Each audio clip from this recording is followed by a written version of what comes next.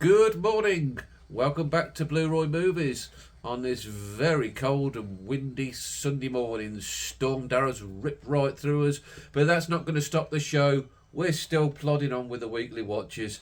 They can stop the Merseyside derby, but the weekly watches will carry on because that's my dedication to you guys. Now I've got 8 titles this week. A mixture of DVD, Blu-ray, 4K, pretty much a full house. So let's crack right on with it. I started off the week with a DVD copy. I Was a Teenage Vampire, which I think in the States is called My Best Friend's a Vampire or something like that. Yeah, this was a charity shop find and it fetches a few quid on eBay, so I thought I'd eBay it, but give it a watch first. Typical Sunday morning fare. It's about this young teenage kid who's got a job as a delivery driver for a grocery store. He knocks on a woman's door and she invites him in and she seduces him, but unbeknown to him, she's a vampire and turns him. Then it's all about him coming to terms with being a vampire, sort of a coming-of-age vampire film, if you like. Bit interesting vampire lore. They're basically alright people. They get by drinking pig's blood. There's one or two bad apples. And he's pursued all the time by David Warner, who plays a sort of a Van Helsing type character. It's like fluffy, it's as deep as a puddle. There's some decent comedy in it. There's one or two half decent chase scenes. Yeah, it's alright. Not one I'd keep, but yeah, not too bad. Robert Sean Leonard plays a kid who I'd never really known, and Cheryl Pollock his love interest. But like I say, David Warner, he was a standout, and he is in a lot of the things he's in. Yeah, it's alright. Next up is family movie night last Sunday. We watched Jaws the week before, so we checked out the Jaws 2 on the 4K. Whilst it's obviously not the classic that the first film is, it's a perfectly reasonable sequel, and we enjoyed it. For me, it takes a while to get going, but when it does, there's some good scenes, particularly with the kids and all the rafts and trying to rescue them. Roy Scheider's back as Chief Brody, which probably saved this film. Yeah, it's alright. The 4K, again, like the original, really nice looking 4K. Yeah, really enjoyed the quality of it. Yeah, awesome film. Worth having in your collection, and I think you can pick up the 4K for a pretty reasonable price. So if you see it out, grab it. Next up, now, I always consider myself a David Lean fan, so much so that I've been to the museum, and as a few guys have seen, I did a vlog from there. But there's actually a few of his films I haven't seen. I haven't seen Dr. Zhivago. There's one or two others I haven't seen. But particularly, I haven't seen these two on this DVD double copy. And that's Great Expectations and Oliver Twist. Never used to be into Dickens at school or anything like that. I know of Oliver Twist and A Christmas Carol. But Great Expectations, which is the one I've watched, I was totally ignorant to the story, to be honest. And yeah, it was alright. It's not one of Lean's best films, but it was a serviceable film. John Mills, Valerie Hobson. This is about John Mills' character, but he actually is a kid when it first comes into this, and something happens to him that sets his future in motion further on, where he receives a house and a load of money from a mysterious benefactor, and he has no idea who this benefactor is. And the benefactor has said that one time in his life he'll reveal himself. And then when he does reveal himself, everything goes awry from there, and it has implements on his living at the moment and everything that's happened in his past. It was all right. It was decent. Ryan's Daughter, that's another one I haven't seen. That's what I was trying to think of. That's what I really do want to watch. I liked the first half of the film far better than the second half. The first half was about John Mills's character as a child when he was growing up, and there's a really, really good scene, opening scene in a graveyard that, for me, that was the peak of the film. That was the best bit of the film. It never quite achieved the height of the opening scene for me. But it was all right. You can see Lean all over it, and John Mills, great actor, and he wasn't getting in here. Yeah, it was all right. Not the best David Lean, but it's watchable. Yeah, perfectly watchable.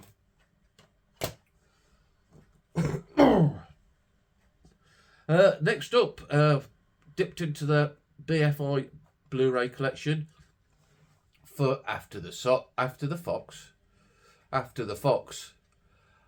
This got Peter Sellers, Victor Mature, the lovely Britt Eklund, Martin Balsam, music by Burt Bacharach, so you guarantee good music, and directed by Vittorio De Sica. And this is a really good, fun film. Again, nothing you need to think about. Leave your brain at the door type film. This is Peter Sellers. He's a petty criminal, and he's in prison, and he's coerced to escape from prison, else something will be done to his sister. And when he's out of prison, he's coerced into, there's been this big bank robbery, this gold bullion robbery, and he's been tasked with getting the gold moved countries without it being discovered, which is difficult because all the ports and airports, they've all been covered by the police. So he comes across the idea as posing as a film director and making a film about a gold bullion heist so that he can pass off the gold bullion heist as part of the film. Yeah, really good fun time. I really enjoyed it. Peter Sellers is just excellent in anything he is. And this film, he does a lot of impersonations and stuff like that, and disguises, which he's done in quite a few films and never gets old. It's always good fun. So good few laugh out loud moments. Yeah, that's what I'd recommend, and I think it's pretty cheap in BFI. When they have the sale on, which I think they've got at the moment. I think they've got a 3 for $25, and definitely, if that sounds interesting to you, add it to your basket, because yeah, I had a good time with it. Good film, After the Fox. Next up was a film that's been sat on my shelves for a hell of a long time, and I think it's the title that's always put me off. I think it's probably one of the worst titles that ever come up for a film, and that's Billy Lynn's Long Half-Time Walk. Yeah, what were they thinking with that one? It's absolutely awful. It's directed by Ang Lee, decent cast, apart from Kristen Stewart. I can't get on with Kristen Stewart, but luckily she's not in this for very long, so I didn't have to put up with her for long. Chris Tucker, Van Diesel, Steve Martin, and the lad who played Billy Lynn, I'd never heard of him before, to be honest, Joe Alwyn, but he did a good job. This is about Billy Lynn. He's been in Iraq with the American army, and an act of heroism, he tried to save his sergeant's life, who was Vin Diesel, but unfortunately he failed, which ended up with him going into hand-to-hand combat with an Iraqi soldier, and he gets decorated for that. And this is about his unit. Do they have units in America? Are they still called units? I think they are. They get invited to the Thanksgiving American football game, where they're guests of honour, if you like. And this is about their day as at that American football game, and what goes on there, and how they're treated by the general public. And during the day, Billy Lynn has flashbacks to what happened on that fateful day, and up to that fateful day where he tried to save Van Diesel's life. Yeah, it's good. Unusual war film, but I quite enjoyed it. It's nothing that's going to win any prize or anything like that. It's perfectly serviceable, but it was alright. If you like your war films, try it out, but just bear in mind it's not your usual war film. It's very patchy with backwards and forwards. It's more a look at how soldiers cope when they get back from war more than the war itself. But yeah, I quite enjoyed it, and it's one I'd keep in the collection and one I could see myself watching again down the path sometime. But yeah, what a daft name. I can't see how that helps it very much. Yeah, it's alright. Next up, myself and my good friend Sammy G, we both picked this up at the same time when it got released about 3 or 4 weeks ago. And I'd seen it before a long time ago, but Sammy had never seen it. But what we said is, we'll have a watch along together. So Sammy gave me a bell on the old FaceTime, and we both stuck our copies in, and we had watched it along together, and we had a good laugh actually. Sam's quite good company and quite a witty young lad if he doesn't keep singing all the time. We both really enjoyed this film. Again, it's not going to win any prizes, it's not going to win any Oscars. It's a turn your brain off and just enjoy the madness type film. It's about these aliens disguised as clowns who land in a spaceship that's disguised as a big giant circus big top, and carnage ensues on this local town. Yeah, that's as pretty much as it to it, and it's as balmy as it sounds, but it's great fun. Some of the set designs we both agreed were really, really good. The spaceship that they turned into a big top was really excellent when they got inside. It's really good fun. If you don't know Sam, go and give him a follow. He'll probably be telling you what he thought of it. He'll probably talk a lot longer than me on it. But that's about as much as I've got to say to it. Just a good time. Yeah, Killer Clowns from Outer Space. Well worth picking up, and it's got a rake of features on the back. I don't know if you can see that. Sorry about the glare. Maybe pause it if you want to have a proper look. Beautiful transfer as well. I don't know whether they lifted the Arrow transfer or what, or if it's a new transfer. I don't know, but it does look really nice. That's Killer Clowns from Outer Space. Next up for myself, a film that Stuart Georgie picked up and talked about recently, and gave me a bit of Blu-Roy envy, and even Blu-ray envy, and that's Fright, directed by Peter Collinson, who's probably more famous for directing The Italian Job. I think that's his most famous film. But this was a decent film. I really enjoyed this. This is about Susan George's character. She's a babysitter, and she turns up to who she's babysitting for, which was Honor Blackman and Arthur Daly. Yeah, very interesting couple that is, isn't it? Honor Blackman and Arthur Daly. My dear old George Cole, one of my favourites, and he's well spoken in this, which he was in actual life. Actually, he's very well spoken gentleman, very removed from the Arthur Daly character, but it's just unusual to see him talking like that. And yeah, Susan George is babysitting for her, and they go out and they're acting a bit weirdly, and it's obvious that something's not quite right. But while they're out, Honor Blackman's ex-psychopath husband turns up and basically tries to murder her, and it's her trying to escape, and with the baby's life intact as well. George Cole's cohort in mind, Dennis Waterman, he turns up as the girl's boyfriend, and he was very far removed from Terry McCann's character in Minder as well. Terry McCann would have sorted it out, but I think he got punched in this and spent most of the film lying on the floor in a pool of blood. Yeah, very unhard man like it was in Minder. But yeah, it's a decent thriller. I quite enjoyed it.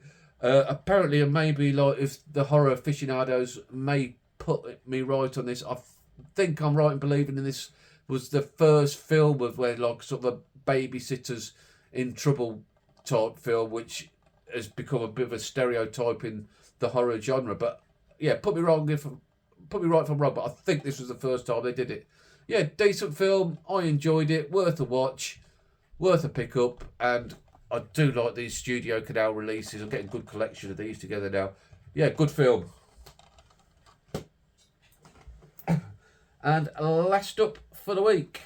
And another one that actually Sammy wants to watch, so I'm going to pass that on to him for now so he can have a watch of it. And I might pick up the Blu-ray at some time. And that's Jack the Ripper. 1988, I think. This was a 2-part television drama. And obviously now everybody knows Jack the Ripper. But I've never really deep delved into the story. And these guys who made this, they profess that they've done a lot of studying and looked at the case books and history books, and they claim that this is a pretty accurate reenactment of what happened. But as he was never caught, they're only guessing, aren't they? But this was good. I quite enjoyed this. It's 3 hours long, but it zipped along.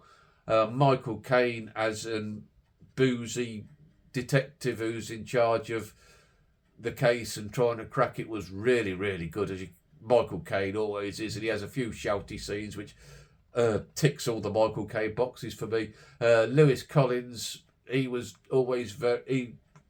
very good too, as his assistant. I think I've only seen him in Who Dares Wins, the SAS film. Yeah, but he was awesome in this. Susan George, following on from Fright, and that was coincidental. I had no idea that she was in this. And the lovely Jane Seymour, she was lovely in this. Yeah, really twisty story. It puts a few people as you're going along in the frame for who the Jack the Ripper was, and you're changing your mind from time to time who he was. It had me like changing like the weather on who I thought Jack the Ripper was. And then it was quite a surprise when they did unveil who it was. But again, like I say, they're only guessing because he was never caught, so it's just a surmisation at the end of the day. But yeah, that was pretty good. I pretty enjoyed that. So that was it for the week, guys. Decent week. Nothing really stand out. Nothing that like blew me away to think that's a favourite or anything. So yeah, it was all right. Decent week. So that's it, guys. Thanks very much for watching. Give me a like if you've liked what I've done today. Maybe think about subscribing if you want to hear this rubbish again next week.